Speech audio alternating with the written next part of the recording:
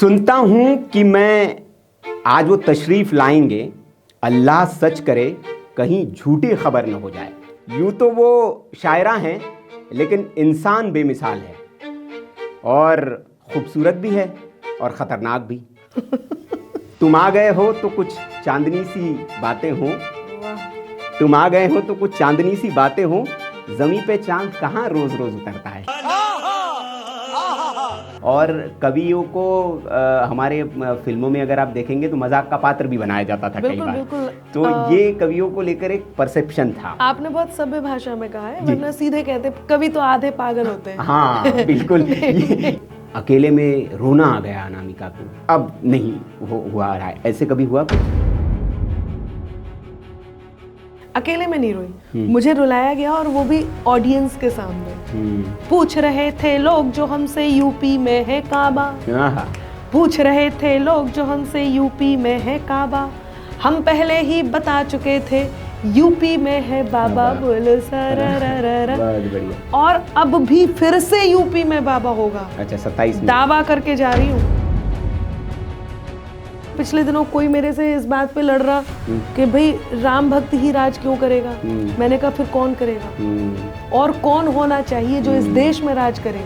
लेकिन वो कह रहे कि वंदे मातरम नहीं बोलेंगे, कि सत्ता की अभिलाषा में ही जिन्ना भारत तोड़ गए, गंगा जमुनी तहजीबों की किस्मत अंबर फोड़ गए और सब सांपों को साथ में लेकर। बाबा बागेश्वर अभी यात्रा पर निकले थे और वो कहते हैं कि इस राष्ट्र को हिंदू राष्ट्र बनना चाहिए। आपका क्या कहना है? भारत में रहने वाला भारतवासी है, हिंदुस्तान में रहने वाला। ये तो विवादित हो गया कि कहां तक जाती अंबर आंखों की इज्जत याद रहे। ख्वाब भले दुनिया के घूमो, ख्वाब भले दुनिया के घूमे, पर हमको हद याद रहे। युद्ध लड़ती हुई अनामिका को हम कहाँ देखें? क्या हम किसी दिन किसी राज्य की विधानसभा में, किसी हमारे देश की संसद में हम देख सकते हैं?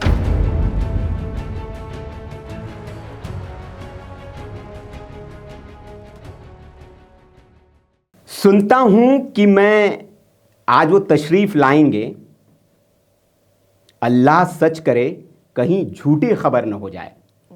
नमस्कार, जय श्री राम, आदाब, सत श्री अकाल। मैं हूं सुनील राउत, आपका होस्ट और दोस्त।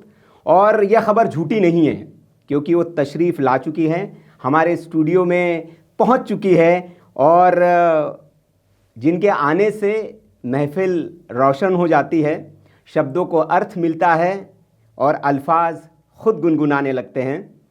यूं तो वो शायरा हैं लेकिन इंसान बेमिसाल है और खूबसूरत भी है और ख़तरनाक भी।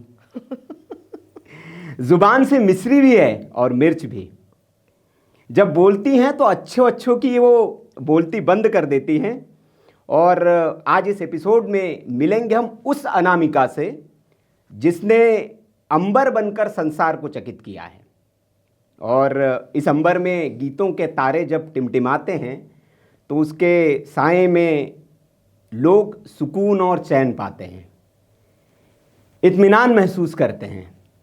लेकिन जब उसके तरकश से जहर बुझे तीर निकलते हैं तो कई दिलों को घाव भी दे जाते हैं। उन्होंने इस सफ़र में दोस्त बनाए, प्रशंसक बनाए, लेकिन उसने उतने ही दुश्मन भी उन्होंने कमाए हैं।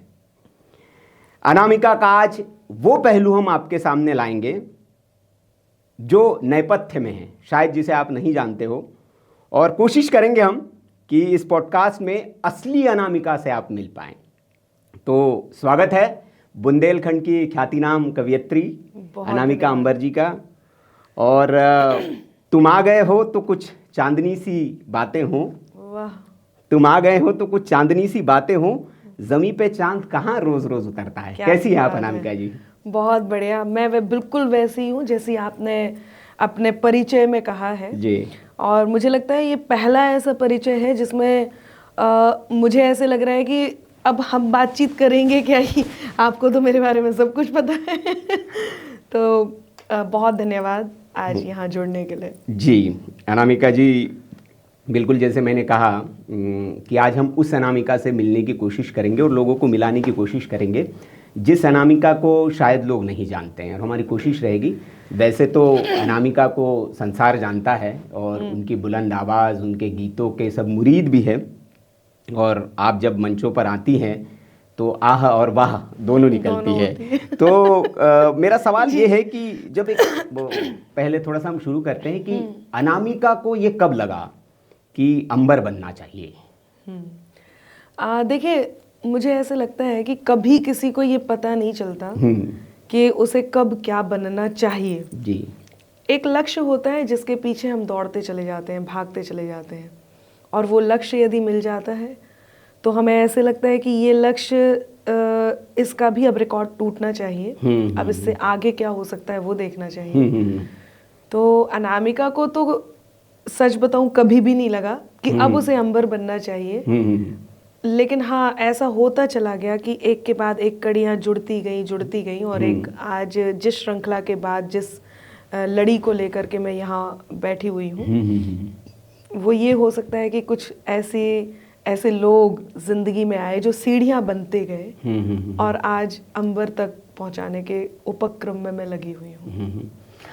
मेरा बेसिकली सवाल ये था, जो मुझे लगता है कि अनुत्तरित रह गया, कि अनामिका को ये कब लगा कि कवि ही मुझे बनना चाहिए? वैसे मैंने जितना मैं जानता हूँ आपके बारे में और जो मैंने जानकारी जुटाई है, पढ़ा हूँ कि 8 साल की उम्र में आपने पहली कविता लिख दी थी। बिल्कुल। और पहली कविता वो तो यूं ही थी, उसका मतलब कोई मतलब नहीं था, वो भी सुनेंगे हम आपसे। लेकिन जो पहली कविता जिसने आपको पहचान दी वो थी एक शहीद के बेटे की दीपावली। जी बिल्कुल। तो आपका प्रश्न ये है कि अनामिका को ये कब लगा कि वो कवित्री है, हाँ, और उसे अब कविताओं का ही रास्ता चुनना है। तो आपके दोनों ही प्रश्न अनुत्तरित नहीं रहेंगे। वाकई ये सच है कि मुझे ये नहीं पता था कि मैं यहाँ तक पहुँच जाऊँगी, क्योंकि जिस दौर में मैंने काव्य पाठ शुरू किया था उस दौर में काव्य पाठ आपके शौक के लिए हुआ करते थे या फिर लोगों के मनोरंजन के लिए होते थे।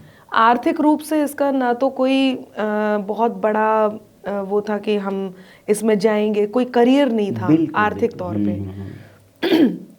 तो जब मैं 8 साल की थी तो कलम तो चलाती ही थी, और मैंने जो लिखा, मैं नहीं कहूँगी कि मैंने 8 साल में कोई कविता लिखी थी, पर वो जो लिखा, वो जो भ्रम था, वो कविता थी। ऐसा हमारे कुछ स्थानीय कवि जो बुंदेलखंड में थे, तो उन्होंने ऐसी बातचीत करते हुए उन्हें लगा कि अनामिका जो कह रही है वो कविता है।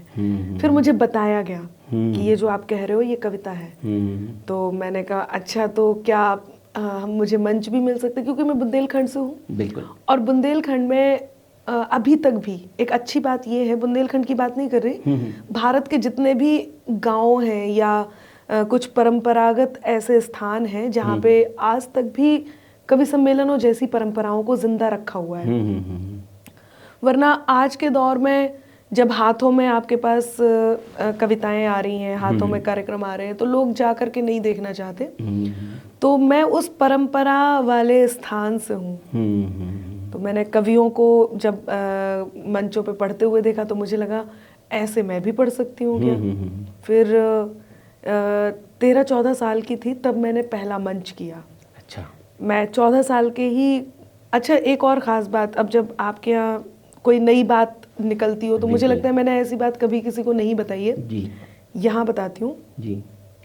पहली बार जब मैंने मंच का कार्यक्रम किया तो एक साथ 3 दिन तक मंच किए। ऐसा नहीं है कि मुझे एक मंच मिल गया और फिर उसके बाद हमने चिंतन मनन किया हो कि अब आगे कैसे करना है, कर पाऊंगी नहीं। 14 साल की उम्र में लगातार सतत 3 यानी कि सीरीज के कार्यक्रम किए, त्रिदिवसीय। और उम्र ऐसी थी, अनुभव था नहीं, तो जैसे ही कवि सम्मेलन शुरू होने को होता था वैसे ही मैं सो जाती थी। तीनों दिन ऐसे ही हुआ। 10-11 बजे कवि सम्मेलन का अपना रंग चढ़ता था और अनामिका तो अपना सो रही होती थी। तो तीनों दिन जगा करके 3 लगातार कार्यक्रम किए गए और 2 दौर के। तो वहाँ के मेरे कवि भी और मेरे गुरु भी और वहाँ के स्थानीय कवि भी, पंकज जैन अंगार जी, उन्होंने, वो हमेशा एक बात कहते हैं जो बचपन से जानते हैं, अनामिका के पास 3rd क्लास कविता थी, लेकिन 1st क्लास के कॉन्फिडेंस के साथ उसने पहला मंच किया अपना। क्या बात है। तो वहाँ से आपके सफ़र की शुरुआत हुई। बिल्कुल। हाँ, लेकिन अनामिका जी की एक लड़की जब घर से निकलकर उस दौर में मंचों पर जब जाती है और कविता पढ़ने का, कविता करने का साहस करती हैं, जैसे कि आपने बताया प्रोफेशन भी नहीं था कभी, मतलब पहले समझा जाता था एक झोला और उस झोले में बड़ी कुर्ता पैजामा, दाढ़ी, हाँ, और उसकी चप्पल जो होती कोल्हापुरी टाइप की चप्पल, अव्यवस्थित सा व्यवहार। हाँ बिल्कुल। और कवियों को हमारे फिल्मों में अगर आप देखेंगे तो मजाक का पात्र भी बनाया जाता था कई बार। बिल्कुल। तो ये कवियों को लेकर एक परसेप्शन था। आपने बहुत सभ्य भाषा में कहा है, वरना सीधे कहते कवि तो आधे पागल होते हैं। हाँ बिल्कुल, ये शब्द सही है कि वो कहते थे इस बात को। तो जब, और ये ऐसे दौर में आपने शुरू किया कि जब समाज का लड़कियों को लेकर नज़रिया बड़ा तंग था। हाँ, उस दौर में और मुश्किल था ये सफ़र या बहुत आसान था? देखिए, बहुत आसान तो इसलिए हुआ कि मेरा जो परिवार था वो बहुत प्यारा था, मतलब प्यारा है मेरा परिवार जी। तो उनको जो मुश्किल कुछ यदि बातें हैं तो वो इसलिए कि आप किस समाज से आते हैं वो फर्क पड़ता है। क्योंकि मैं जैन हूँ तो इसमें मुझे आसानी भी रही और कठिनाई भी रही। आसानी ऐसे रही कि जैनिज्म में कवि सम्मेलन होते हैं और हमारे जो साधु संत हैं उनके सानिध्य में इस तरह के जो कार्यक्रम होते हैं वो होते हैं। जी। लेकिन जब घर से बाहर निकल के बाहर कहीं कवि सम्मेलन करना है आपको और बहुत भीड़ में आपको कवि सम्मेलन करना है और तब जब आर्थिक रूप से इसकी कोई कंफर्मेशन ना हो, इसमें कोई करियर तो है ही नहीं। फिर मेरे पापा लॉयर थे तो पापा का बहुत मन भी था कि अनामिका कुछ ऐसा करे, क्योंकि पढ़ाई में मैं बहुत होशियार थी, मतलब मुझे पढ़ाई बहुत पसंद थी। जी। तो मतलब ये बेकार की चीज़ थी और वो इस लेवल पे बेकार की चीज़ थी कि मैं तो अपना टाइम बहुत बहुत अच्छे से वेस्ट कर रही हूँ। लेकिन अंदर खाने कहीं एक ललक थी, माँ शारदे का दिया हुआ वरदान जो अंदर से बैठ के बार बार कह रहा था कि नहीं, तुम्हें मंच पे जाना चाहिए। तो आज जैसे हम बच्चों को देखते हैं और जब हम देखते हैं कि बच्चों में कोई ख़ास बात है तो आजकल जो पेरेंट्स हैं, जो कि हम लोग होते हैं, वो उसको बढ़ावा देते हैं। क्योंकि हमें बहुत सारी ऐसी फिल्में आ चुकी हैं जिन्होंने हमें ये सीख दे दी है कि यदि बच्चा पढ़ाई नहीं करना चाह रहा, कुछ और करना चाह रहा, तो आप उसमें भेजिए, क्योंकि हर जगह हर लाइन में पैसा है, हर लाइन में करियर है, हर लाइन में सब कुछ है। तब तो ऐसा बिल्कुल भी नहीं था। वो तो कहते थे पढ़ो लिखोगे तो बनोगे नवाब, खेलोगे कूदोगे तो हो जाओगे खराब। तब तो ये कहावत थी, ये वही खराब बनाने का है। तो कठिनाई ये आई कि रिश्तेदार ये कहते थे अरे इससे अच्छा तो कुछ कर ही लेती। अब क्या कहते फिर वो रिश्तेदार? हमारे बुंदेलखंड में कहते काहे को रात भर जग के अपनो काम बिगाड़त, अपनो टाइम बिगाड़त। हाँ। अब वो रिश्तेदार तो बहुत, अब वो प्राउड कहते हैं वो। मुझे घर में नीलू बोलते हैं। हाँ। तो हमारी नीलू ने तो हम नाव ही बड़ो कर दो भैया, ऊपर तक पहुंचा दो। अब वही बुंदेलखंड में ऐसे बोलते हैं। यही समाज है और वो एक कहावत है कि 4 लोग क्या कहेंगे, तो उन 4 लोगों की फिक्र जिसने छोड़ दी तो वो जरूर कुछ बड़ा कर जाएगा। ऐसे में मुझे ऐसे लगता है, आपकी ये बात बिल्कुल सही है जी। जो लोग भी इस बात को लेकर के बैठे हैं, खास तौर से मैं उन माँ बाप को ज़रूर कहना चाहूँगी, हालांकि अब बहुत समय बदल गया है, लेकिन मेरे पापा मम्मी ने जो किया वो यही किया कि 4 लोग क्या कहेंगे छोड़ो ना उसे, तुम्हें जो करना है वो करो। बिल्कुल। तो यदि माँ बाप आज यही कहते हैं बच्चों से कि 4 लोग क्या कहेंगे छोड़ो, मैंने अपनी लाइन में कही है कि ये क्या सोचे वो क्या सोचे, सोचे जो सोचेगा। हम भी अगर ये सोचेंगे तो फिर वो क्या सोचेगा। वाह वाह। तो हमें ये क्यों सोचना कि वो क्या सोच रहे हैं। बिल्कुल। उसे जो सोचना है वो सोचने देते हैं, हम अपना काम आगे बढ़ाते हैं। हम यदि यही करेंगे, एक बार खुद को भी देखना चाहिए, क्या हमारे पास इतना समय है कि हम आपके बारे में सोचें। जब हमारे पास इतना समय नहीं है तो सच बताती हूँ उनके भी पास इतना समय नहीं है जो आपके बारे में कुछ सोचेंगे। लेकिन आप ये सोच के कि वो आपके बारे में क्या सोच रहे हैं, आप गलत करते हैं अपने साथ। बिल्कुल बिल्कुल। तो ये बहुत बड़ी बात है कि अनामिका जी को परिवार का पूरा सपोर्ट मिला। लेकिन जब आप मंचों पर गई और पुरुष प्रधान मंच, कवियों के ज़्यादातर मंच, और महिलाओं के लिए कहा जाता है कि भैया श्रृंगार पढ़ना है इसको जी, ये तो श्रृंगार की कविताओं के लिए है, बस आइए मनोरंजन वाली 2-4 गीत गाइए आप, और अंत में वो पहले भी मौका नहीं मिलता था, हमने देखे हैं कविता के मंच, मैंने देखे हैं। अरे वाह, आपने देखे हैं? जी, मैं लिखता भी हूँ, मैंने कुछ कविताएं लिखी भी है। बहुत बढ़िया। तो मैंने मंचों पर पढ़ा भी है, मुझे थोड़ा 1-2 मंचों पर जाने का सौभाग्य मिला, लेकिन वो कहते हैं कि आपकी डेस्टिनी नहीं होती है, वो तो फिर मेरी डेस्टिनी नहीं थी, मेरी ये डेस्टिनी थी कि कवियों से मैं बात करूं। तो मैं उधर आ गया। नहीं, ऐसे मत कहिए, आप ये कहिए कि मेरी डेस्टिनी ये थी कि मैं सुनाऊं नहीं, सुनूं। बिल्कुल, मुझे सुनने में बड़ा हमारे लिए रस आता है। है। जी, मुझे रस आता है सुनने में। तो उस दौर में वहाँ क्या तकलीफ है आई अनामिका जी आपको, क्योंकि आप तो वो वाली नहीं थी जो हमने देखा है कि आप तो एकदम सामने आकर आपने वीर रस भी सुनाया, आपने एक नया गीत छंद कोई विधा है उसके आपने आविष्कार किया। बिल्कुल। तो समस्याएं तो हुई होगी? सिर्फ समस्या नहीं, बहुत कुछ हुआ है। हाँ। रास्ते रोकने के बहुत प्रयास भी किए गए हैं। और वो एक कहावत है ना कि बड़े मगरमच्छ छोटे मगरमच्छों को किनारे नहीं आने देते, ये हर फील्ड में है, हर जगह है। तो जब भी कोई आप बदलाव लेकर के आते हैं तो उस क्रांति को कोई स्वीकार कर ले, ये हमेशा ज़रूरी नहीं है कि ऐसा होता हो। और ख़ास तौर से यदि कोई महिला इस तरह का काम कर रही है तब तो बहुत सारे रास्ते ऐसे होते हैं जो कठिन हो जाते हैं। जैसे कि यदि आप अपने आप को आजमाते तो मेरा दावा है कर ही लेते। ठीक है, आपने स्वीकार किया कि डेस्टिनी थी नहीं वो, आपने कुछ और आपने अपना रास्ता चुना क्योंकि उसमें आपको ज़्यादा आनंद आया। लेकिन यदि आपका मन यही करने का होता तो आपको कहीं ना कहीं लोगों का सपोर्ट मिलता। क्योंकि मैं नारी थी, बहुत सारी बाधाओं को पार करते हुए यहाँ तक पहुंची हूँ। अब बाधाएं देखिए किस किस तरह की आती हैं। नारी बाहर जीत जाए इतना काफी नहीं होता, कहीं ना कहीं उसके घर को भी स्पॉइल करने की कोशिश की जाती है। बहुत सारी चीजें हैं जो घर तक पहुंचाई जाती हैं बेवजह की।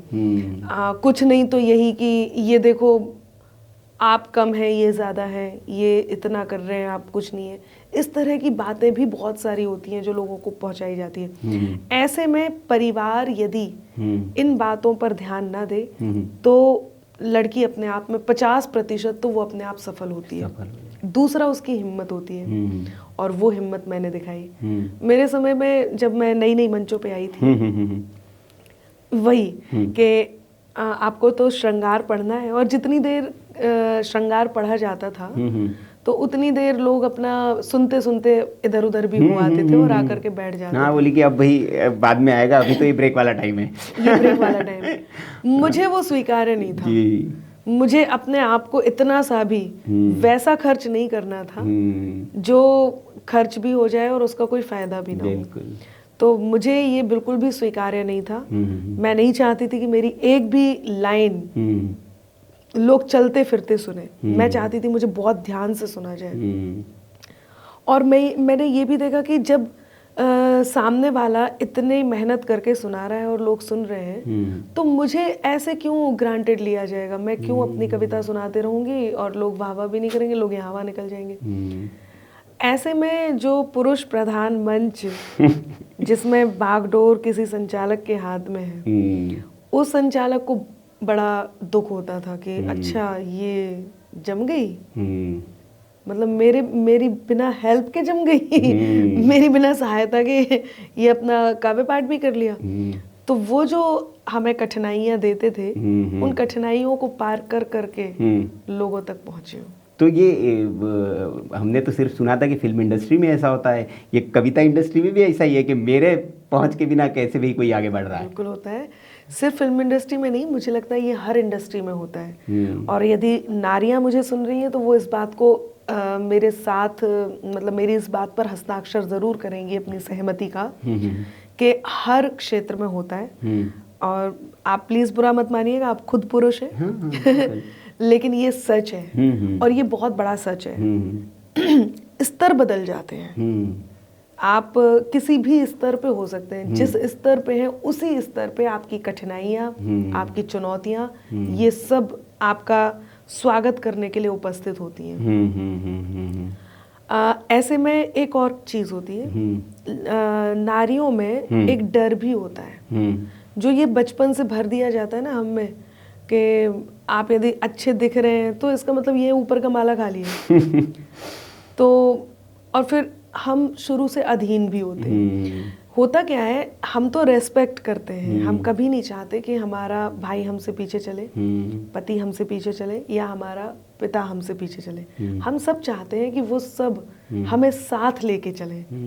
इसको लोग गलत मान लेते हैं, इसको लोग सोचते हैं कि हम ये बोल रहे हैं कि हम आप पे निर्भर हैं। अब वो जो हमारी निर्भरता होती है वो कहीं ना कहीं ईगो को सेटिस्फाई करती है। जहां हम आत्मनिर्भर हो जाते हैं वहीं से ईगो क्लैश करने लग जाते हैं, और वहीं पे फिर आप कुछ और तो कर नहीं पाते, रास्ते कठिन कर देते हैं। तो बस उन्हीं कठिन रास्तों से उलझते हुए, जूझते हुए मंचों तक पहुंचे। तो इतनी परेशानियां आई तो कभी ऐसा भी हुआ अनामिका के साथ कि अकेले में रोना आ गया अनामिका को कि यार ये मतलब अब बहुत हो गया, अब छोड़ देते हैं, अब नहीं हुआ रहा है, ऐसे कभी हुआ कुछ? देखिए, ये होता तो है, लेकिन आपने निर्णय क्या लिया वो सर्वोपरि होता है। छोड़ने का निर्णय तो मैंने कभी जिंदगी में लिया ही नहीं, लेकिन एक अच्छी बात ये थी, मुझे नहीं पता वो कौन सा ऐसी लम्हा था, कोई शक्ति साथ थी। अच्छा, ओके। ऐसी कौन सी जिसने ये कहा कि अच्छा ऐसा किया गया, अच्छा, अब देखो इनकी छाती पर डांस करेंगे। हाँ। और इन्हें दिखाएंगे कि अनामिका। मुझे शुरू से ही चुनौतियों से लड़ना, उन्हें चुनौतियों को स्वीकार करके उन्हें जीतना और उनसे ऊपर उठ के दिखाना शुरू से पसंद है। अकेले में नहीं, यदि मैं अकेले में रोती तो शायद एक बार कोई ये सोच सकती कि छोड़ देते हैं, नहीं हो पा रहा, ये लोग नहीं करने दे रहे। अकेले में नहीं रोई, मुझे रुलाया गया, और वो भी ऑडियंस के सामने। वहां पे रोना मुझे क्या हुआ था बता सकते हैं? हाँ बिल्कुल बताऊंगी। वहां रोना कहीं ना कहीं मुझे संकल्पित कर गया। उस रोने ने मुझे वो जो आसमान दिया है, मैं बहुत आभारी हूँ। कुंवर बेचैन जी की पंक्तियां मुझे याद आती हैं। वो कहते हैं कि चोटों पे चोट देते ही जाने का शुक्रिया, चोटों पे चोट देते ही जाने का शुक्रिया, पत्थर को बुत की शक्ल में लाने का शुक्रिया, और तुम ना आती तो कैसे बनाता मैं सीढ़ियां, दीवारों मेरी राह में आने का शुक्रिया। तो मैं तो बहुत आभारी हूँ उनकी, जिन्होंने रास्ते कठिन बनाए। यदि नहीं बनाते, सपोर्ट करते, तो शायद आज हम बात नहीं कर रहे होते इस बारे में। और उसी बात ने मुझे ये संकल्प दिया कि जिस पर है अधिकार हमारा, हम वो ठिकाना छोड़ेंगे। जिस पर है अधिकार हमारा, हम वो ठिकाना छोड़ेंगे। क्या लगता है, चांद पे यूं ही आना जाना छोड़ेंगे? तो जलन है जिसकी फितरत यारो, उसको जलन मुबारक हो।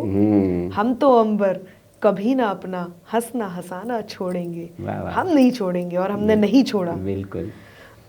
वो घटना कुछ ऐसी थी कि जब मैं मंचों पे आई थी, तो जो एक कार्यक्रम का कोई करता धरता होता था, तो वो संचालक के हाथ में पूरा कार्यक्रम है, और उस कार्यक्रम में संचालक ये तय करेगा कि कौन क्या पढ़ेगा।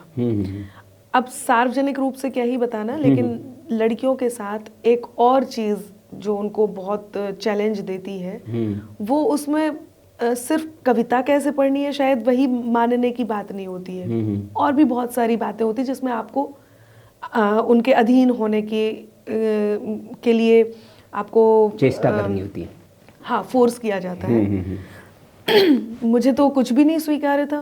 उसका कारण भी था, भाई मैं आपके अधीन क्यों हूँ जब कविता मैं लिख रही हूँ, प्रस्तुति मैं दे रही हूँ। अंबर वैसे भी किसी के अधीन नहीं होता है। बिल्कुल। तो मुझे आपसे चाहिए ही कुछ नहीं। जब मुझे आपसे कुछ चाहिए नहीं तो मुझे आपको कुछ देना नहीं। तो मैंने अपने अक्खड़ मिजाजी में, मुझे इतना आइडिया नहीं था कि भाई यहाँ पे नहीं बात मानेंगे तो आपके रास्ते कठिन कर दिए जाएंगे और आपको मंच पे रोना भी पड़ सकता है, माइक पे रोना पड़ सकता है। ये नहीं पता था। हम तो अपना बढ़िया बुंदेलखंड के गांव के अपने अल्हड़, मैंने कहा नहीं भाई, मैं तो वही पढ़ूंगी जो मुझे पसंद है। ये ऐसे बात कैसे बोल दिया भाई? ये बात उनकी तो बेइज्जती हो गई। हाँ, ईगो पे हट कर गया। हाँ, वो 2-3 बार समझाया। फिर जो हमारे मंच के अध्यक्षीय कवि थे, उन्होंने बुला करके समझाया, बेटे वो गीत जो है ना आपका शहीद वाला, वो रहने देना, लोगों को प्यार मोहब्बत ही सुनना है। नहीं, मैं तो जो मेरा मन है वो ही सुनाऊंगी। मैंने तो बड़ा प्यार से। किस उम्र की बात है ये? मैं हो रही होंगी मेरे ख्याल से 17-18 साल की रही होंगी। नए अभी तब बागपन वाली उम्र होती है एक तो एकदम। हाँ, नया था। जी। तो हो सकता है 20 साल की भी हो सकता है। तो लेकिन ये था कि नया ही था, क्योंकि देखिए उस टाइम पे YouTube वगैरह तो थे नहीं बिल्कुल मंच ही थे। आप वायरल वैसे हो रहे हैं। आप वायरल यदि हो रहे थे तो मैन टू मैन, मतलब आप माउथ टू माउथ आपका वो पब्लिसिटी जो आपकी थी माउथ टू माउथ थी। आपने सुना और आपने इनसे कहा, आपने उनसे कहा। तो मैंने उनको मना कर दिया, नहीं मैं वही पढ़ूंगी। उन्होंने तो ठान लिया था कि ठीक है। अच्छा, एक और बात थी उस टाइम पे, कवित्रियों के साथ था भी ये कि कवित्रियों को जब तक साथ में आप वाहवा नहीं कर रहे हैं तो लोग सुनते भी नहीं थे। श्रोता भी इसी मानसिकता के साथ बैठे रहते थे। आपने तो खुद मंच किया, आपको पता ही होगा। तो संचालक की तरफ हम ऐसे देख लेते थे, अब संचालक कुछ कहे तो भाई अनामिका की लाइन को दाद मिल जाए। बिना दाद के तो फिर ऐसे लगता है कि पता नहीं कोई सुन ही नहीं रहा।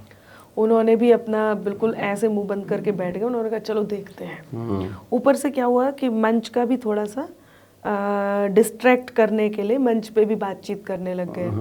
मैं बिल्कुल शरारत शुरू हो गई। हाँ, मैं बिल्कुल अकेले खड़ी हूँ। अच्छा, ओपनिंग भी शायद मेरे से ही करवाई थी, या पहले या दूसरे नंबर पे। तो कोई खास अच्छी सी भूमिका भी नहीं बनाई। सामने वाले से कह दिया नहीं अभी बिल्कुल नई लड़की है, कवियत्री है, और आप सुनिए, आपको पसंद आएंगी। अच्छी बात है, ऐसा हो गया।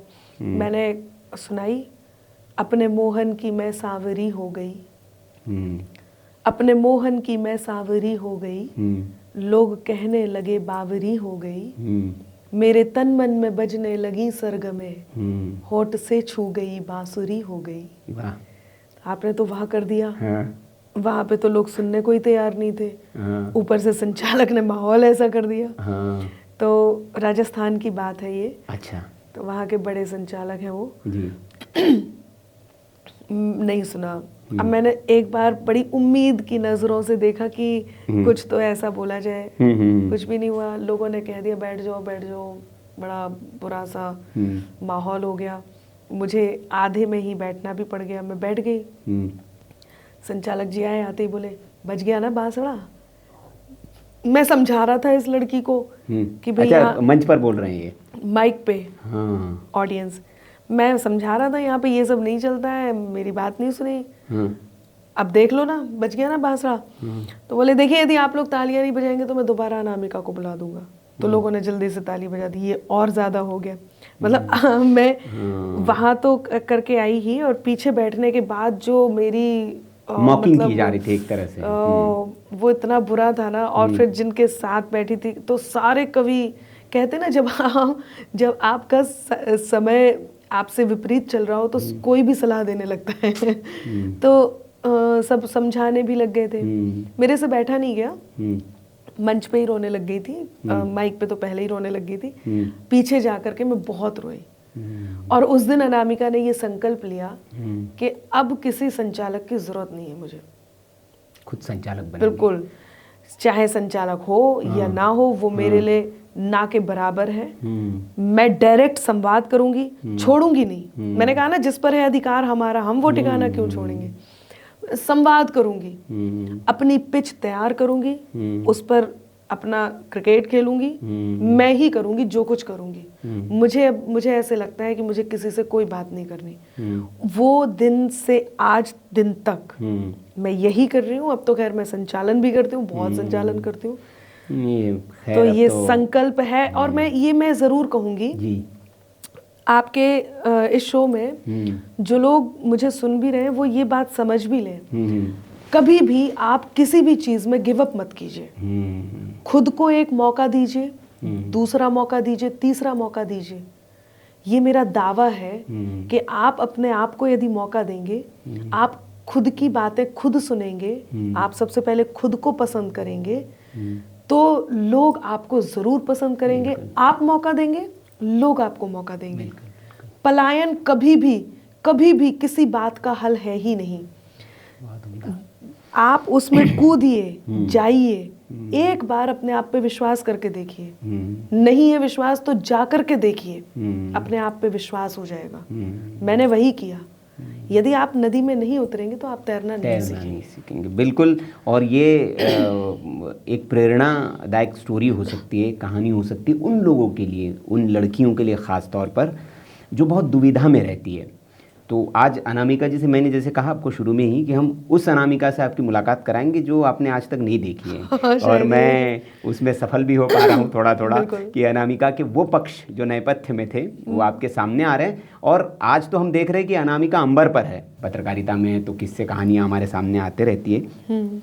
शुरू में ही नहीं, जब अपने आप को आपने स्थापित कर लिया तब भी मुसीबतों ने आपका पीछा नहीं छोड़ा। हाँ, बिल्कुल।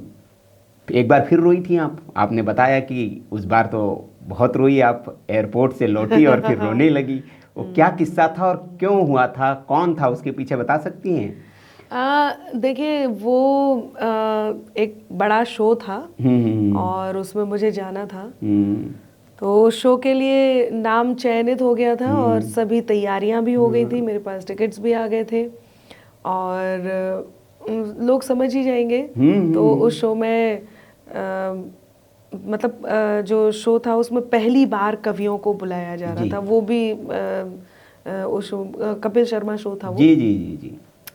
तो जब मैं उस शो में जा रही थी तो पहला शो है, पहला ऐसा शो था जिसमें कवि थे, तो एक शायर और एक कवि।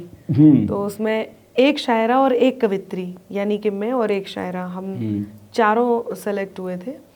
तो जो दूसरी शायरा थी वो तो इसलिए नहीं उनका जाना हो पाया क्योंकि जो शायर उसमें थे तो वो उनकी पत्नी रह चुकी थी, तो कुछ ऐसी बात हुई थी कि तो नहीं जा सकते थे। लेकिन मेरे साथ ये हुआ था कि मुझे जब मेरी सारी तैयारियां हो गई और मैं बहुत एक्साइटेड थी, मेरे लिए बड़ी बात थी उस टाइम पे। तो प्रश्न वगैरह भी जो पहले से थोड़ी बहुत तैयारी की जाती वो सब कुछ तैयार था। और जैसे ही मैं पहुंची एयरपोर्ट पे तो मुझे वहाँ से कॉल आता है कि आई एम सॉरी, आप इसमें नहीं, अब हम अगली बार कभी आपको देख लेंगे। इस बार कुछ लोग अनकंफर्टेबल हैं। तो फिर क्योंकि मैंने कहा ना कि मुझे सारी बातें एक तरफ, मुझे ये पता लगाना था कि ऐसा हुआ क्यों। तो मुझे पता चला, बाकायदा बताया गया, रीज़न भी दिया गया और बहुत अच्छे से उन्होंने फेयरली इस बात का रीज़न दिया और ये कहा कि कुछ कभी आपके साथ अनकंफर्टेबल हैं और उन्होंने ये कहा फिर इनको ही बुला लो, या हम जूनियर्स के साथ नहीं बैठते, या हम इनके साथ नहीं बैठते, भाई वो हमारा अपना एक अलग इमेज है। तो मतलब मैं वो थी जिसके साथ बैठा नहीं जा सकता, या मेरा कुछ डर था। तो पहले तो रोई तो इस बात पे थी कि मतलब ऐसा भी कर दिया जाता है, मुझे बहुत बुरा लगा। मतलब कितना मैं किसको प्रश्न का उत्तर मैं किसको देती, नहीं खैर सभी इस बात से सब समझ जाएंगे और वो भी समझ ही जाएंगे कि इस युग में किसने कहा पछतावा होता है उनको, कभी हुई मुलाकात तो पछतावा हुआ हो, उन्होंने जाहिर किया हो? बिल्कुल भी पछतावा नहीं होता है। उनका कहना यह है कि मैं बहुत अशिष्ट हूँ और यदि अशिष्ट मेरे जैसे होते हैं तो मुझे लगता है सबको अशिष्ट होना चाहिए। क्योंकि अच्छा, आप अशिष्ट है इसलिए आपके साथ नहीं बैठेंगे? हाँ, अशिष्ट क्यों हूँ? अशिष्ट इसलिए हूँ कि एक लड़की ने ये हिम्मत कर दी कि वो अपने आप को लोगों के सामने प्रस्तुत कर रही है। एक लड़की ने ये हिम्मत कर दी कि वो पॉलिटिकल बातें कर रही है। एक लड़की ने ये हिम्मत कर दी कि वो विद्वानों वाली भाषा बोलने की कोशिश कर रही है। बल्कि एक लड़की ने ये हिम्मत कर दी कि जब आप मंच पे हैं तो उसकी वंस मोर हो रही है, उसको सुनना चाह रहे हैं, आपको नहीं सुनना चाह रहे हैं। ये हिम्मत उस लड़की ने कर दी। इस लड़की हो गई, इतनी हिम्मत आ गई तो फिर इसको बायकॉट करना चाहिए, लेकिन बायकॉट कर नहीं पाए। और मुझे नहीं लगता पछतावा होता होगा, क्योंकि पछतावा तब होता है जब आप मैं माफ करने की प्रवृत्ति हो, या स्वीकार कर, माफ भी छोड़िए, कोई मैंने गलती थोड़े ना की, स्वीकार करने की प्रवृत्ति हो। जब आप में स्वीकार करने की प्रवृत्ति ही नहीं है, जब आप अपने से छोटों को स्वीकार नहीं कर सकते, छोटों का छोड़िए, आप अपने से श्रेष्ठ को स्वीकार नहीं कर सकते, या अपने के आसपास को स्वीकार नहीं कर सकते, तो फिर आप कुछ नहीं कर सकते। फिर तो वही ठीक है, आप अपने चंगू मंगू कवियों को लेकर के करते रहिए जो करना है। हाँ, लेकिन खैर मुझे लगता है शो वालों को तो अफसोस हुआ होगा। उसके बाद फिर उन्होंने कभी ट्राई किया फिर, या आपने ठान लिया कि अब तो इसमें नहीं जाएंगे? नहीं, ऐसा बिल्कुल भी नहीं है, मैंने बिल्कुल भी नहीं ठाना। मैं क्योंकि 2.5 साल तक मैं उसके बाद अपना खुद का शो कर रही थी ज़ी न्यूज़ पे, कवि युद्ध करके। तो बहुत सुंदर आपका और बहुत पॉपुलर उसको शो मैं था। एंकर कर रही थी। तो कई बार ऐसा होता है जब आप किसी चैनल से अनुबंधित होते हैं तो नहीं जा सकते, तो उन कुछ ऐसे कारण रहे। मैंने बताया ना कि वो शो उस टाइम पे बहुत ही बड़ी बात थी। अब तो ये है कि अब तो हम करते रहते हैं, किसी ना किसी शो में होते रहते हैं। उसके बाद आया है, कॉल भी आया है, कई सारे जगहों से आया है, कई सारी जगह गई भी हूँ, ऐसा नहीं है, सब सारे रास्ते खुल गए हैं। लेकिन वो वही बात है, जब आप नए होते हैं और जिन चीज़ों को लेकर के, अब किसी चीज़ का ऐसा कोई खास, अब तो आप तय करती होंगी कि जाना है कि नहीं जाना है। तो अब थोड़ा सा हम आएंगे, अभी और चीज़ें हैं, जैसे राजनीतिक, आपने कहा निश्चित तौर पर राजनीतिक समझ, राजनीति में आपका दखल, और आपके ऊपर आपके साथ होने वाली राजनीति, उस पर भी बात करेंगे। लेकिन थोड़ा अब आपके बचपन पे हम चलते हैं। थोड़े जो दर्शक जो हैं वो जानना चाहते हैं कि अनामिका बचपन में कैसे, स्कूलिंग कहाँ हुई आपकी? मेरी स्कूलिंग ललितपुर में हुई है। अच्छा, जहाँ से आप मूलतः है। मैं बता दूं दर्शकों की बुंदेलखंड से हैं मूलतः, और इसीलिए इतनी सुंदर बुंदेली जो है वो अनामिका जी बोलती है, और बड़ा हमें बहुत पसंद है, बहुत। हाँ, बुंदेली हमारे बहुत मित्र हैं, और हम उनके साथ कोशिश करते हैं बोलने की।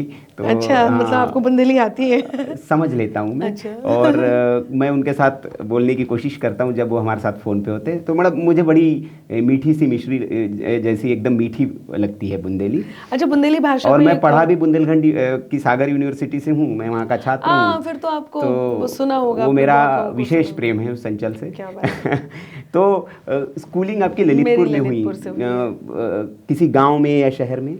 नहीं, मेरी ललितपुर से ही हुई है। अच्छा। ललितपुर डिस्ट्रिक्ट है। हाँ। और वहाँ से मेरी स्कूलिंग हुई है, क्योंकि मैं 3 पीढ़ियों में अकेली लड़की थी, तो लड़कियाँ हमारे यहाँ बचती नहीं थी। तो जब मैं हुई तो मम्मी को पापा मम्मी से ये कहा गया कि इनको 1-2 साल कहीं और रखो, जैसे दादी रख ले कोई, तो शायद बच जाए। अच्छा। तो मुझे लगता है लोग सही कहते हैं, मैं बच गई।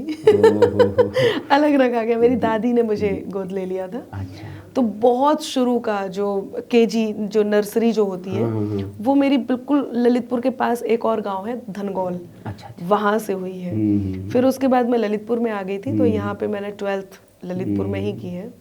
और जो आपने बुंदेली भाषा की बात की है, तो क्योंकि एक्सेंट जो था वो पूरा बुंदेली था, तो अब अधिकारियों के बच्चे भी हमारे साथ पढ़ते थे। ये बात बिल्कुल नई है जो पहली बार किसी भी पॉडकास्ट में कह रही हूँ। तो अधिकारियों के बच्चे साथ में जब पढ़ते थे तो वो हिंदी में बात करते थे, जिस तरह से हम अभी कर रहे हैं। अब हम बात करते थे, कोशिश तो बहुत करते थे, लेकिन वो बुंदेलीपना वो आ जाता था ठेठ अपना। तो उस टाइम पे बड़ा एम्बैरेस फील होता था कि अरे यार, हम अब ये लोग क्या सोचेंगे कि इन्हें बोलना ही नहीं आता।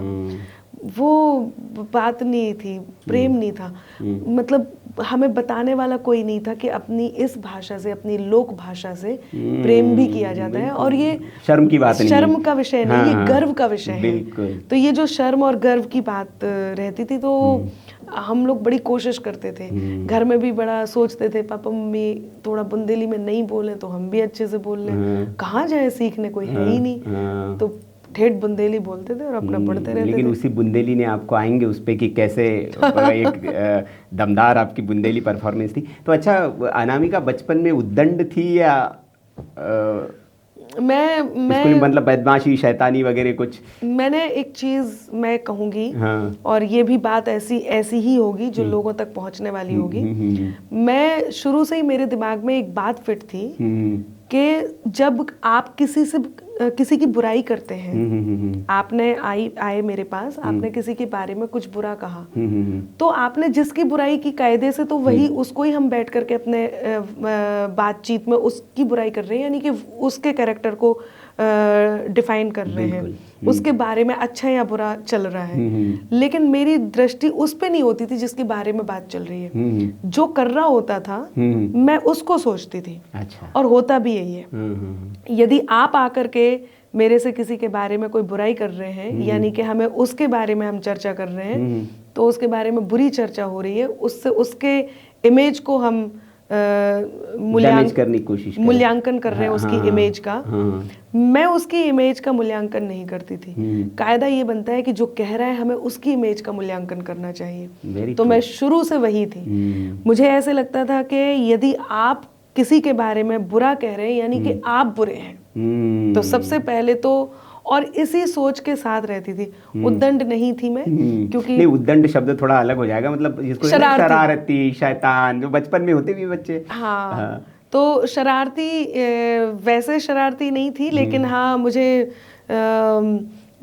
एक्टिंग करना, किसी की नकल उतारना बहुत पसंद था। अच्छा। मैं जिससे जितनी देर बाद मेरे हर टीचर की नकल, यहाँ टीचर गया नहीं कि वहाँ पे अपना शुरू हो जाती थी। मुझे बहुत शौक था। तो मतलब शुरू से आप इंटरटेनर थी, स्कूल में इंटरटेन बच्चों को कर रही हैं। हाँ, मुझे लोग कहते थे कि अनामिका सटायरिस्ट है। कोई भी बात होती थी उसका हमेशा कुछ का कुछ बोलना, और मेरे ग्रुप में जितने लोग होते थे वो हंस देते थे। तो मुझे शुरू से ही खुद को हर हालत में सिद्ध करने की आदत थी। मुझे हर हालत में फर्स्ट आना है। क्लास में यदि सेकंड आ गई तो फिर इसका मतलब अनामिका को कोई जानता नहीं। तो वो जो एक कीड़ा था जिसने शायद मंच तक भी वो चला आ रहा है कि मुझे यदि कंपटीशन में हूँ तो सेकंड का कोई मतलब नहीं, फर्स्ट ही आना है। यदि सेकंड आई तो उसका कोई मतलब नहीं, सेकंड को कोई नहीं जानता। खूबसूरत सफ़र रहा। आपने कहा स्कूलिंग में आप थोड़ी सी शैतान, शरारती थी और एक्टिंग और लोगों की मिमिक्री, नकल उतारा करती थी। तो क्या अनामिका जी, बचपन में कोई सपना था? वैसे मैं थोड़ा सा दर्शकों को ये भी अपडेट दे दूं कि अनामिका जी के बारे में आप ये मत समझिए वो ब्यूटी विद ब्रेन हैं, वो खूबसूरत भी है और बहुत, वो उनके बारे में मैं थोड़ी बता दूं जानकारी जो मुझे हैं, वो अगर मैं गलत हूं तो अनामिका जी करेक्ट करेंगी मुझे, कि CPMT फर्स्ट अटेम्प्ट में आपने क्लियर कर ली थी जी। तो डॉक्टर अनामिका हो सकती थी, लेकिन उन्होंने उसको ठुकरा दिया। क्यों, ये पूछेंगे आगे। 3 बार इन्होंने सरकारी नौकरी छोड़ दी। लोग सरकारी नौकरी के लिए तरसते हैं, ज़मीनें बेच के पैसे दे के सरकारी नौकरी लेते हैं, उत्तर प्रदेश में खास तौर पर, लेकिन ऐसे दौर में 3 सरकारी नौकरी आपने ठुकरा दी। सच में ये बिल्कुल सही है। क्यों, मतलब मेरे क्योंकि उस टाइम पे BTC मेरिट बेस पे ही आ जाता था। अच्छा। BTC में नाम आ जाता था, तो 2 बार तो मेरा मेरिट बेस पे ही आ गया था BTC में। तो सबसे पहले तो ट्रेनिंग के कारण ही मैंने छोड़ दिया था। ट्रेनिंग पीरियड 6 महीने का था और मुझे 6 महीने लग रहा था कि नहीं करना है, तो वो अच्छा। पहला तो इसीलिए ही छोड़ दिया था। अच्छा, हुआ क्या कि हमारे यहाँ अमर उजाला का एक कार्यक्रम था जी। तो उसमें माँ तुझे प्रणाम करके एक सेशन चलता है। तो उसमें मैं अपने स्कूल के कुछ छात्राओं को लेकर के परफॉर्म कराने एक स्टेज पे लेके गई। तो एज अ टीचर जब मैं वहाँ पहुँची तो वहाँ जाने के बाद जितने भी प्रतिष्ठित लोग थे उन्होंने, अरे अनामिका जी आप आइए। अब मैंने उन बच्चों को छोड़ के, हमारे साथ जो एक और टीचर थी वो बेचारी अकेले संभाल रही है, जो प्ले वो करने आए थे मैं तो वो भी भूल गई। मैं तो अपना मंच पे जा कर के, और उन्होंने कहा कविता, तो मैंने नज़र में वो लोग थे, दिमाग में वही थे कि भाई हम बच्चों को लेके आए, उनकी जिम्मेदारी है, लेकिन अब उन्होंने कह दिया तो मुझे कविता सुनानी पड़ी। तो उसके बाद उनका प्ले भी करवाया, लेकर के ठीक से गए भी, लेकिन जो प्रिंसिपल ने झाड़ लगाई है और वो बहुत ज़्यादा था। मैंने कहा मेरे से तो नहीं हो पाएगा, मैं अपनी कविताओं और अपनी प्रस्तुति के बिना रह ही नहीं सकती। तो फिर मैंने वो भी छोड़ी। अच्छा। तो मुझे ऐसे लगा कि तो घर से कुछ बोला नहीं आपको कि यार कैसे? नहीं, बिल्कुल भी। मैं मतलब ये अच्छी बात थी कि घर वाले सब, हाँ, इस मामले में कि मेरे ससुराल वाले भी और मेरे मायके वाले भी, उन्होंने पूरी तरह से मुझे छोड़ रखा है कि आपका डिसीजन आपका है। और सौरभ जी क्योंकि इसी लाइन में है, बिल्कुल, तो वो हर बार तीनों बार उन्होंने ही समझाया। सबसे पहले तेरे से नहीं होगा, तू नहीं कर पाएगी। फिर भी मैंने कहा नहीं एक अच्छा, सौरभ जी से आपकी पहले से मुलाकात थी? हम लोग मंचों पे मिले थे। हाँ, तो प्रेम विवाह है? हाँ जी, हम प्रेम विवाह ही है। हाँ। और बहुत अच्छे से सोच के हाँ। कि हमें अपनी कविताओं को सम्मान देना है। हाँ। और मुझे लगा कि जो व्यक्ति कविताएं करता होगा वही सम्मान भी दे सकता है। तो ऐसा नहीं है कि सिर्फ सरकारी नौकरी ही छोड़ी है, मैंने सरकारी नौकरी जैसी चुनौतियां भी छोड़ी हैं। जैसे पापा का मन था कि शादी मतलब किसी अधिकारी से होनी चाहिए, वही बात है, भाई लड़का क्या करता है, कवि है। नहीं वो सब तो ठीक है, करता क्या है, कवि ही है, भाई खिलाएगा कैसे, कवि है तो, और इस लाइन में तो कुछ होता नहीं है। तो वही बात थी जी। तो वो भी एक चुनौती थी। वो भी आपने सरकारी नौकरी तो छोड़ी, आपने सरकारी आदमी भी छोड़ा। नहीं लेकिन आपने कविताओं के लिए सरकारी नौकरी छोड़ दी, सरकारी आदमी आपने छोड़ दिया, सरकारी तमगा आपका साथ नहीं छोड़ रहा है। वो सरकारी वाला तमगा तो आपके साथ आज भी चिपका है। आप, ये थोड़ा तीखा सवाल है कि आप जन कवि नहीं है, आप सरकारी कवि है। दुश्मन के हथियार नहीं कहलाएंगे, दुश्मन के हथियार नहीं कहलाएंगे, देश विरोधी धार नहीं कहलाएंगे, और सरकारी कहलाना है मंजूर हमें, लेकिन हम गद्दार नहीं कहलाएंगे। मैं बहुत खुश हूँ यदि किसी देशभक्त को ये कहा जाता है, जो भी कहा जाता है आप कहिए, क्योंकि हाँ, जिन लोगों ने आपके ऊपर प्रश्न उठाए उनकी गद्दारी पर अब प्रश्न उठ रहे हैं, और कुछ उनको खोज भी रही कहा जा रहा है पुलिस। तो वो क्या किस्सा था वो अनामिका जी? वो कहा गया कि वो तो भाई अनामिका जी को कौन जानता है, वो तो हमारी वजह से जानने लगे हैं लोग। वो तो कहे कि हमने एक गीत लिखा और उसका जवाब उनका तब जानने लगे। देखिए, बहुत सारी चीज़ें ऐसी होती हैं। हाँ। प्रमाण का कोई अंत नहीं होता। भगवान श्री राम से उनके होने के प्रमाण मांगे गए, भगवान श्री राम से उनके, और जो कर्म है वो कभी नहीं छोड़ता। जिन्होंने प्रमाण मांगे उनके साथ क्या हुआ कि त्राही तुम पर टूट न जाए त्राण समय ने मांग लिया, रावण वध के लिए राम का बाण समय ने मांग लिया, और मांग रहे थे कल तक जो प्रमाण राम से होने का, कि मांग रहे थे कल तक जो प्रमाण राम के होने का, उनसे उनके ही होने का प्रमाण समय ने मांग लिया। वाह वाह, क्या बात है। प्यार दो चाहे दे दो गाली हम होंगे आभारी, प्यार दो चाहे दे दो गाली हम होंगे आभारी, सच्ची बात कहें तो सबको लगते हैं सरकारी, बोलो सारा जगीरा सारा। हाँ नहीं, ये बात आपकी अनामिका जी बिल्कुल सही है कि हम लोग भी उसी जिस दौर से आप गुजर रही हैं उस दौर से हम भी गुजरते हैं, क्योंकि हम लोगों को भी एक तमगा दे दिया गया है कि हम भी गोदी मीडिया हैं। हाँ, अब वो कौन किसके गोद में खेलता था, कहाँ खेलता था, अगर उस विषय को निकाले तो बड़ी, देखिए इसमें किसी को बिल्कुल निराश होने की जरूरत नहीं है, क्योंकि बित्ते होकर खुद को गज का नाप समझने लगते हैं। वाह। जरा बड़े हो बच्चे खुद को बाप समझने लगते हैं। हाँ। अभी आपने क्या प्रश्न पूछा था? हाँ। कि ये कहा था कि कौन जानता है, एक बार फिर से पूछिए ना वो प्रश्न, में जरा अच्छे से उत्तर देते, याद आ गया है। बिल्कुल नहीं, कह रहे थे कि भाई ये तो हमारे गीत के वजह से आपको जानने लगे लोग। हाँ, मतलब मैं 2 दशक से क्या कर रही थी। हाँ। तो जिन लोगों को ऐसे लगता है कि किसी एक गीत के कारण अनामिका अंबर को जाना जाता है, उनसे मैं कह देती हूँ कि बित्ते होकर खुद को गज का नाप समझने लगते हैं, जरा बड़े हो बच्चे खुद को बाप समझने लगते हैं, और 1-2 चींटी जिनकी अंबर राह छोड़कर गुजर गई, वही केचुए खुद को अक्सर सांप समझने लगते हैं। वाह वाह वाह। और जिन लोगों को ये सांप नहीं मिलते हो उनसे भी कहती हूँ कि आई नो पर फेंकता है कौन पत्थर देख लो, है विशैला देश में अब कौन सास्वर देख लो, अनामिका का या किसी और का, कि आईनों पर फेंकता है कौन पत्थर देख लो, है विशैला देश में अब कौन सास्वर देख लो, और बाम्बियों तक बीन लेकर बाद में जाना कभी, पहले अपनी आस्तीनों को झटक कर देख लो। क्या बात, यहीं बैठे मिलेंगे। और हम तो उत्तर प्रदेश से आते हैं, हमारे बाबा जी ने तो एक और बात कही है कि जहर वाणी का त्यागे, वो हर एक विद्वेष को छोड़े, विषैले दंत वाले इस मधुर परिवेश को छोड़े, और जिन्हें रहना पिटारे में रहे वो शौक से, लेकिन जिन्हें आस्तीन में रहना है मेरे देश को छोड़े। क्या बात है, वाह वाह वाह। तो ये अनामिका जी, अभी बाबा पर बात चल रही है, मोदी जी पर भी एक आपने बहुत सुंदर लिखा था, और श्री राम से वो कनेक्ट होता है, उसको जरा हम सुनना चाहेंगे, फिर मैं सवाल, लेकिन उससे पहले मैं यूपी में बाबा सुनाती हूँ आपको। जी जी।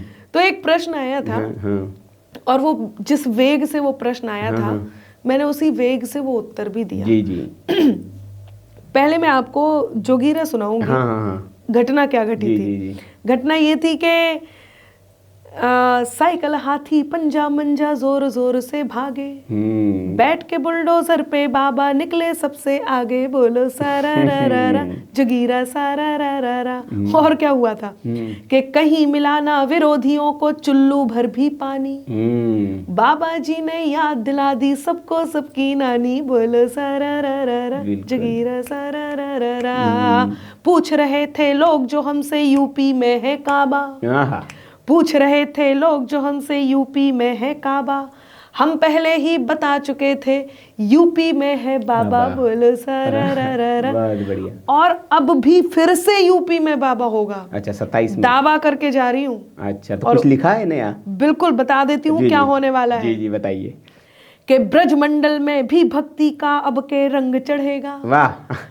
भगवान श्री राम को उनका धाम मिल गया। अच्छा। कि ब्रजमंडल में भी भक्ति का अब के रंग चढ़ेगा, कान्हा जी की जन्मभूमि पे मंदिर भव्य बनेगा, बोलो सारा रा रा रा जोगीरा सारा रा रा रा। क्योंकि राम खो मिल गई राम की अटारी, राम खो मिल गई राम की अटारी, आई कृष्णा की बारी। वाह। तो भाई ये सब प्रयोजन सिद्ध करने के लिए बाबा जी को तो होना पड़ेगा। का देखिए ये भी एक पक्ष है कि वो गायिका भी बड़ी सुंदर है। मतलब वर्सटाइल पर्सनालिटी आप देखिए, खूबसूरत तो है ही, और लिखती बहुत सुंदर है। शब्द माँ सरस्वती की कृपा है, और कंठ में भी माँ सरस्वती विराजती है। तो जरा मैं लाइन सुना देती हूँ, आपको रस आ रहा था तो मैं भी चाहती हूँ, बड़ा मन हो गया है। बिल्कुल। प्रश्न आया था यूपी में काबा। उत्तर ये है कि जौनजे काबा काबा लगे चिल्ल्याबे, जौनजे काबा काबा लगे चिल्ल्याबे, उन्हें इते हम आए बताबे, इते निया कछु दिखाबा, इते निया कछु दिखाबा, काहे के यूपी में बाबा है, यूपी में बाबा, यूपी में बाबा है, यूपी में बाबा। गोरखपुर को जो सन्यासी नीति नियम और नैतिकता का मर्म सियासत में होता, राम सरीखा राजा हो तो धर्म सियासत में होता। कि गोरखपुर को जो सन्यासी मन में लेके मथुरा काशी, जब से लखनऊ में जा बैठे, यूपी भर की मिटी उदासी, राजमहल को मंदिर कर दो, कि राजमहल को मंदिर कर दो, जब जनता को मिलो बुलावा, काहे के यूपी में बाबा है, यूपी में बाबा। क्या करा बाबा ने? एक शब्द भी झूठा नहीं है। जनता जानती है मैं जो कह रही हूँ वो सच है। कि तुष्टिकरण को नाव मिटा दो, तुष्टिकरण को नाव मिटा दो, अपराधन को गांव मिटा दो, फैजाबाद अयोध्या कर दी, राम लला को धाम बना दो, और बेबी काशी काशी कर रहे। बारीक बात है, समझना, शिल्प है। कि बेबी काशी काशी कर रहे, जोन करते काबा काबा, काहे के यूपी में बाबा है, यूपी में बाबा। दंगैल सबरे डरे जेल में, सोच के जा भरे जेल में, बाहर जे तो गोली घल जे, इसे तो हम परे जेल में। और पुलिस भी अपनी फॉर्म में आ गई, पुलिस भी अपनी फॉर्म में आ गई, मिट गो सबरो शोर शराबा, काहे के यूपी में बाबा। बिल्कुल बिल्कुल। और राम राज्य वाला एक जो था आपका, वो भी मैं सुनना चाहूंगा ब्लॉग में, फिर हम सवाल पे आते हैं। पिछले दिनों मेरे से अभी किसी ने पूछा कि आप ऐसा कैसे कह सकते हैं कि राम भक्त ही राज करेगा। भाई ऐसा मैं क्यों नहीं कह सकती। मैं पूछती हूँ, नहीं, राम भक्त कौन नहीं है इस देश में? आप भारत में हैं, किसी भी राष्ट्र की पहचान उसकी संस्कृति से होती है। बिल्कुल। और हम रामकृष्ण के देश में किसी और संस्कृति की कल्पना क्यों करेंगे भाई। और मैंने तो ये नहीं कहा कि राम भक्त ये है, मैंने ये बताया कि जो राम भक्त है कोई भी वही राज करेगा और वही करना ही चाहिए। वरना मुझे ये बताइए, अभी पिछले दिनों कोई मेरे से इस बात पे लड़ रहा कि भाई राम भक्त ही राज क्यों करेगा। मैंने कहा फिर कौन करेगा, और कौन होना चाहिए जो इस देश में राज करे। भाई हम मुझसे कहते हैं आप सरकारी हैं, क्यों नहीं, मुझे स्वीकार्य है, मैं मानती हूँ। यदि हमारे मुगलों के आतंक से हमारे देश की धरोहर का क्षरण हुआ, उस धरोहर को पुनर्स्थापित करने की विचारधारा का समर्थन करना सरकारी है, तो मैं सरकारी हूँ। हाँ, हमारी पहचान अगर जो छिपी हुई थी, जिस पर हमें गर्व नहीं था, उसको अगर कोई गर्व करा रहा है तो निश्चित तौर पर इसमें बुरा कुछ नहीं है। मैं आपको गिनाती हूँ ना किस बात पे सरकारी कहा। यदि उस धरोहर के पुनर्स्थापन, उसको सम्मान दिए जाने वाली विचारधारा का समर्थन करना सरकारी है, तो मैं सरकारी हूँ। हमारे सैनिकों से उनके शौर्य के प्रमाण मांगे गए, उस बात के विरोध की विचारधारा का समर्थन करना यदि सरकारी है, तो मैं सरकारी हूँ। सनातन को डेंगू मलेरिया कहा गया, उस सनातन के पक्ष में बात करना, उसकी विचारधारा का समर्थन करना यदि सरकारी है, तो मैं सरकारी हूँ। भगवान श्री राम के होने के प्रमाण मांगे गए, ये कहा गया आप मंदिर तो बनवाएंगे, तारीख नहीं बताएंगे। आज मंदिर भी तारीख भी बता दी, मंदिर भी बन गया, प्राण प्रतिष्ठा भी हो गई, और अब तो धर्म ध्वजा भी लहरा दी गई है। बिल्कुल। तो उस बात का समर्थन करना यदि सरकारी है, तो मैं सरकारी हूँ। देश हित में बात करना यदि सरकारी है, तो मैं सरकारी हूँ। अनुच्छेद 370 हटा, आज हम गर्व से लाल किले की प्राचीर पर सीना तान के खड़े होते हैं। यदि उसकी बात करना सरकारी है, तो मैं सरकारी हूँ। अपने देश को नमन करना, वंदे मातरम कहना, जय हिंद कहना, भारत माता की जय कहना, यदि ये सरकारी है तो ठीक है, मैं सरकारी हूँ। फिर मुझे और कुछ चाहिए ही नहीं, फिर तो आपका जो मन करे वो कहिए। तो मैंने ये कहा था कि तय कर लो अब सत्य सनातन की छाया हो शासन पर, तय कर लो अब सत्य सनातन की छाया हो शासन पर, राम भक्त ही राज करेगा दिल्ली के सिंहासन पर, राम भक्त ही राज करेगा दिल्ली के सिंहासन पर, राम प्रतिष्ठित किए जिन्होंने अवधपुरी के आसन पर, राम भक्त ही राज करेगा दिल्ली के सिंहासन पर। जय श्री राम, जय श्री राम, जय श्री राम, जय श्री राम। और बात यहाँ खत्म नहीं होती है कि राम लला को धाम मिला है जिस पर जग बलिहारी है, राम लला को धाम मिला है जिस पर जग बलिहारी है, अब काशी में ज्ञान वापिके शिव शंभू की बारी है, अब काश के नंदी के तप से विरोध की हर एक ताकत हारी है, अब काशी में ज्ञान वापिके शिव शंभू की बारी है। तो इस देश में जिसका ये देश है, उसको सम्मान मिलेगा, उसको स्थान मिलेगा, और हम सबका सौभाग्य जगेगा। बिल्कुल। तो आपने अभी जिन बातों का कहा, उसी पर एक प्रश्न मेरा, कुछ लोग अभी भी कह रहे हैं, अभी 150 वर्ष वंदे मातरम को हो गए हैं, लेकिन वो कह रहे कि वंदे मातरम नहीं बोलेंगे हम, क्योंकि ये हमारे मजहब के खिलाफ है जी। उनके लिए कुछ संदेश? देखिए, ऐसा नहीं है कि सब नहीं कह रहे हैं। हाँ। और जो कुछ, नहीं, मैं कह रहा हूँ कुछ, हाँ, वो कुछ कौन है? वो जिन्हें उंगलियों पर गिना जा सकता है, वो कुछ कौन है? सत्ता की अभिलाषा में ही जिन्ना भारत तोड़ गए।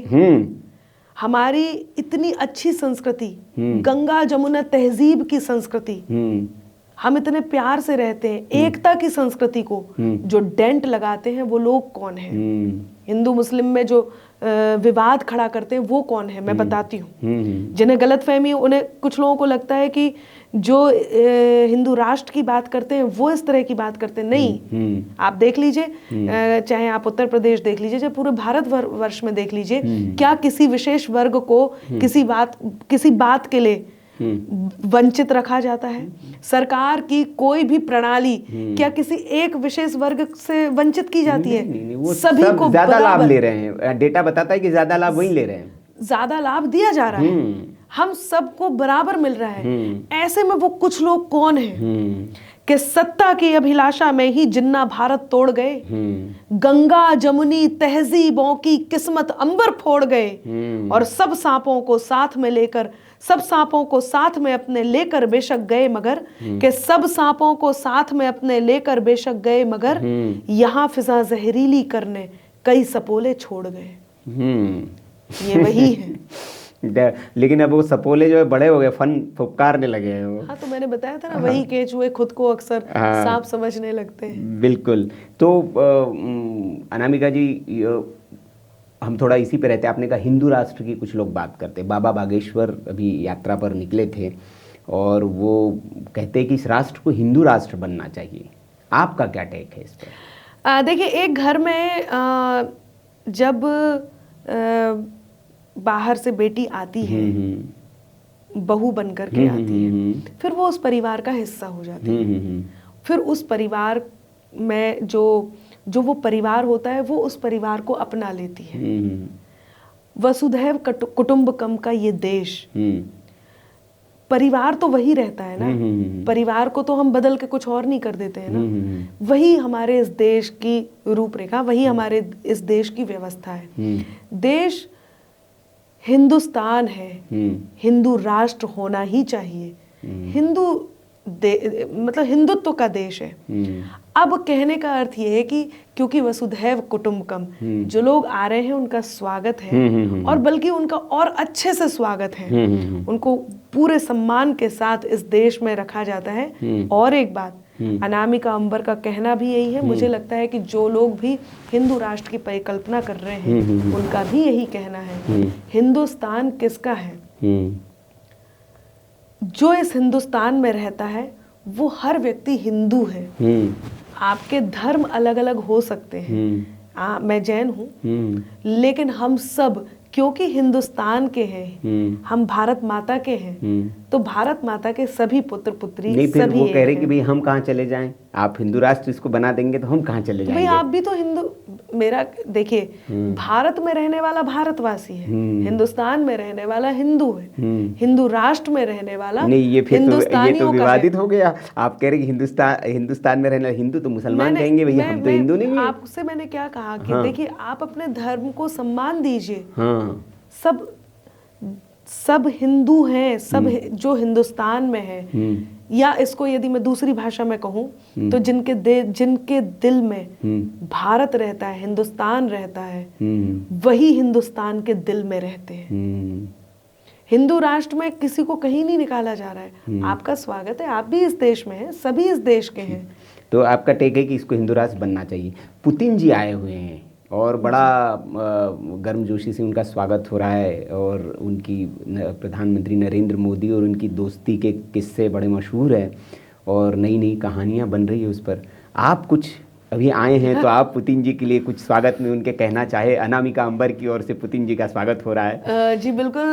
उनके स्वागत में मैं यही कहूँगी, मित्रता की आपने बात की है, और इस स्तर पे मित्रता होना तो बहुत ही बड़ी बात है। तो मैं यही कहूंगी कि अपनाकर अपनेपन को अपनापन अक्सर देते हैं।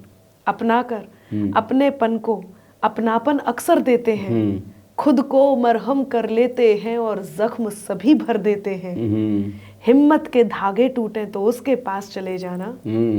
दोस्त हौसलों के दर्जी हैं, मुफ्त रफू कर देते हैं। वाह वाह, क्या तो इनकी दोस्ती को मैं यही पंक्तियां समर्पित करूंगी। और जो लोग कह रहे हैं वो कहते ही रहते हैं, यदि वो गुस्से में भी हैं तो उनसे भी कह देती हूँ कि शोर का स्वर सब बन सकते हैं, सरगम होना मुश्किल है।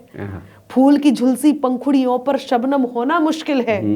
गुस्से में यूं उबल रही इस दुनिया को ये समझाओ, खंजर होना बहुत सरल है, मरहम होना मुश्किल है। वाह वाह। तो इस समय वो मरहम इस देश में मोदी जी हुए जा रहे हैं और लोग देख पा रहे हैं। फिर तो देखिए, दृष्टिकोण की बात है। मैं हमेशा कहती हूँ कि वही क्रूरता जग जाती है, वही नम्रता सोती है, वही उगाती दंभ भावना, वहीं पे करुणा बोती है। और अब ये हम पर है कि हमको किस पर शासन करना है। एक अयोध्या और एक लंका सबके मन में होती है। वाह, बात तो तब है जब आप लंका को रहने दें, अयोध्या को अपनाएं। आप समझ जाएंगे कि इस देश के हित में किस स्तर पर बातचीत चल रही है, किस स्तर पर प्लानिंग चल रही है। तो यदि आप सकारात्मक दृष्टि से देखेंगे तो सब कुछ बहुत अच्छा होगा, और नहीं तो कहाँ कहाँ तक जाती अंबर आंखों की इज्जत याद रहे। कुछ लोग इस बात से नाराज है कि हमें मिलने नहीं दिया जा रहा। अभी आप सुन रहे होंगे, उन्हें सलाह दे देती हूँ। नहीं, लेकिन ये भी प्रोपेगेंडा है, उस पर हमने एक रिपोर्ट भी कर रहे हैं हम कि लगातार मिलने दिया जा रहा है और मिल भी रहे हैं। आप कई डेलीगेशन के साथ मिले तो ये झूठ है, ये प्रोपेगेंडा है। आप इस पर मेरा टेक है, मैं थोड़ा सा अनामिका जी कहना चाहूँगा, क्योंकि एक पत्रकार का ये भी धर्म है कि हम विपक्ष को भी थोड़ी सी नैतिकता सिखाएं, राजनीति सिखाएं। तो 15 अगस्त का जब कार्यक्रम होता है हमारे देश का गणतंत्र दिवस, उस कार्यक्रम में एक नेता प्रतिपक्ष गायब रहे, ये ठीक है। 26 जनवरी के कार्यक्रम में नेता प्रतिपक्ष न जाए, ये ठीक है। देश का उपराष्ट्रपति जब शपथ ले तब आप कहीं और चले जाए, शपथ ग्रहण में ना आए, ये ठीक है। और ऐसे अनगिनत मौके जब नेता प्रतिपक्ष की कुर्सी खाली दिखे तब ठीक है। और एक जगह आप कहें कि नहीं मिलने दिया रहा, तो ये प्रोपेगेंडा है, देश की जनता जानती है। अगर आपको लगता है कि देश के नेता प्रतिपक्ष आप हैं, तो आपको हर मौके पर आपको पद पर रहते हुए, आप तब राहुल गांधी नहीं है, आप नेता प्रतिपक्ष है और आपको 15 अगस्त के कार्यक्रम में जाना चाहिए। आपको उपराष्ट्रपति के शपथ ग्रहण में जाना ही चाहिए। आपको यदि आपका मन ये है कि आपको देश के लिए कुछ करना है जी, तो आपको फिर देश के लिए कुछ करना चाहिए। बिल्कुल, तभी देश आपके लिए कुछ करेगा। जब आप दिख ही नहीं रहे हैं, जब आप करते हुए नहीं दिख रहे, इसीलिए तो मैं कह रही हूँ। हाँ, आप कह रही थी, सॉरी, यही बिल्कुल आपकी बात का ही निचोड़ है कि कहाँ तक जाती अंबर आंखों की इज्जत याद रहे। ख्वाब भले दुनिया के घूमो, ख्वाब भले दुनिया के घूमे, पर हमको हद याद रहे कि कहाँ तक जाती अंबर आंखों की इज्जत याद रहे। ख्वाब भले दुनिया के घूमे, पर हमको हद याद रहे। और सीढ़ी चढ़कर आसमान तक जाना बेहद मुश्किल है। आपने केवल कह दिया कि सीढ़ी चढ़कर आसमान तक जाना बेहद मुश्किल है। तलब चांद की रखने वालों को अपना कद याद रहे। वही बात है, आपको चांद चाहिए पर आपको कद नहीं पता। पहले उस लायक कद बनाइए। हाँ बिल्कुल, और इस देश की जनता से आपको कनेक्ट होना पड़ेगा, जुड़ना पड़ेगा, तब आप। खैर, ये तो सियासत की बात हुई और बहुत सवाल है अनामिका जी, बहुत बातें आपसे करनी है, लेकिन वक्त भी एक वक्त की भी सीमा है और उससे भी हमें ध्यान रखना है, क्योंकि आपका बड़ा कीमती वक्त है, आगे भी कहीं और आपको जाना है। बहुत आभार आपका कि आपने हमारे दर्शकों को इतना समय दिया। अंतिम जाते जाते एक प्रश्न की अनामिका अंबर को, वीके न्यूज़ के दर्शकों को अगर कुछ कहना हो, वैसे तो ये सारा पॉडकास्ट ही एकदम प्रेरणा से भरा हुआ है और बहुत कुछ देने वाला है, लेकिन अंत में जाते जाते कुछ कहना हो। देखिए, मैं एक बात ज़रूर कहूँगी, विश्वास, भरोसा एक बहुत बड़ी चीज़ है। तो यदि आपको ऐसे लगता है कि आप कहीं कमज़ोर पड़ गए, मैं बहुत बोलती हूँ, मैं हर बात का उत्तर देती हूँ, लेकिन उसके बाद भी कई बार मुझे ऐसे लगता है कि काश मैंने ये उत्तर, अभी मैंने किसी फिल्म में एक डायलॉग सुना था कि लड़ाई के बाद यदि आपको कोई पंच याद आ रहा है तो फिर वो अपने मुंह पे मार लो। यदि आप, ये मैंने भी कहीं सुना था। तो जिस टाइम आप बात कर रहे हैं उस टाइम पे आपको बाद में यदि इस बात का आपको रिग्रेशन हो रहा है, आप रिग्रेट कर रहे हैं कि अरे उस टाइम पे मैंने ये बात क्यों नहीं कह दी, और ये अमूमन लोगों के साथ होता है। और ख़ास तौर से यदि आप उस स्थिति में फंस जाते हैं जहां किसी ने आपको चुनौती दी और आप चुपचाप सुन करके आ गए और आपको बाद में ऐसे लगता है कि इसने मेरे साथ बुरा किया, तो फिर ऊपर वाले पे विश्वास रखिए। वो इतना शानदार है, उसके न्याय की कल्पना आप कर ही नहीं सकते हैं। कभी मत हताश होइए, कभी मत हिम्मत हारिए, कभी मत रोइए, कभी मत परेशान होइए, क्योंकि मत सोचना इस बात का हिसाब नहीं है। मत सोचना इस बात का हिसाब नहीं है कि तुम जैसा किसी और का रुआब नहीं है। माना मुकाबला नहीं है छल का तुम्हारे, माना मुकाबला नहीं है छल का तुम्हारे, पर उसके न्याय का भी तो जवाब नहीं है। वाह, क्या बात तो है। एक दिन वो आप यदि कमजोर हैं तो आपका योद्धा आपका ईश्वर है, और उससे बड़ा तो कोई योद्धा ही नहीं है। बिल्कुल, इसलिए कभी एकदम। निराश मत होइए, जी। वो जब आपका युद्ध लड़ेगा तो जीत निश्चित है। जीत निश्चित है। तो ये इस युद्ध लड़ती हुई अनामिका को हम कहाँ देखें? क्या हम किसी दिन किसी राज्य की विधानसभा में, किसी हमारे देश की संसद में हम देख सकते हैं? देखिए, आपका प्लान है ऐसा कोई? बहुत अच्छा प्रश्न किया है जी। मैंने कहा ना कि मैंने हर वो रास्ते, हर वो चीजें छोड़ी जहां से मेरी बात नहीं सुनी जा सकती थी। बिल्कुल। तो मैंने वो बात, वो मंच, वो स्थान चूज किया जहां पे मेरी बात सुनी जाती थी। जब मैं कवित्री हूं तो मेरी बात सुनी जाती है। यदि भविष्य में कोई ऐसी बात या कोई ऐसा निर्णय या कोई ऐसा देश हित में किया जाने वाला काम मंच से नहीं सुना जाएगा और उसे विधानसभा या संसद से ही सुना जाएगा, तो मैं वहां पे जाकर के सुनाऊंगी। नहीं, बिल्कुल, क्योंकि देखिए ना, अभी देश में, बिहार में एक वो भी गायिका है, और देखिए कि वो विधानसभा में पहुंच गई। तो क्या अगले विधानसभा चुनाव लड़ने की कोई तैयारी? मैंने कहा ना कि मुझे वो बात, अच्छा, मौका मिलेगा जरूर, बिल्कुल जरूर भी है और जरूरी भी है, क्योंकि उस बात को कहने के लिए यदि मंच पर उस बात का कोई महत्व मंच पर यदि नहीं है, तो हमारी ओर से विधानसभा जाके और संसद जाके सुनाएंगे। बिल्कुल, तो हमारी ओर से आपको अग्रिम बधाई और शुभकामनाएं। हम उम्मीद करते हैं कि आपका जो ये ख्वाब है, वैसे तो जो आपने ख्वाब देखे उसको हासिल किया और लड़कर हासिल किया, तो ये भी आपको मिले, ऐसी हमारी शुभकामनाएं। और खूब आपका सफ़र अच्छा हो अनामिका जी, खूब, और अंबर में सूरज की तरह खूब चमके आप, ये हमारी शुभकामनाएं। और इस देश के लोगों को खूब आप एंटरटेन करती रहें, खूब हंसाती रहें, खूब उनको प्रेरणा देती रहें, ये हमारी शुभकामनाएं। और आप आईं, आपने इतना समय हमें दिया, इसके लिए हम आपके बहुत आभारी हैं।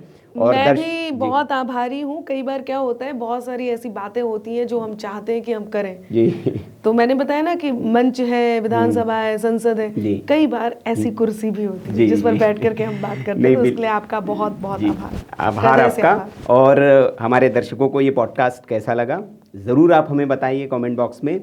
किसी और शख्सियत के साथ आप हमें देखना चाहते तो सुझाएं हमें। ऐसे ही अनवरत देश दुनिया में जो अपना नाम रोशन कर रहे हैं, जो लोग हैं, जो दुनिया को कुछ दे रहे हैं, समाज को कुछ दे रहे हैं, उनको हम इस शो में लाते रहेंगे और आपके लिए उनसे गुफ्तगू हम करेंगे।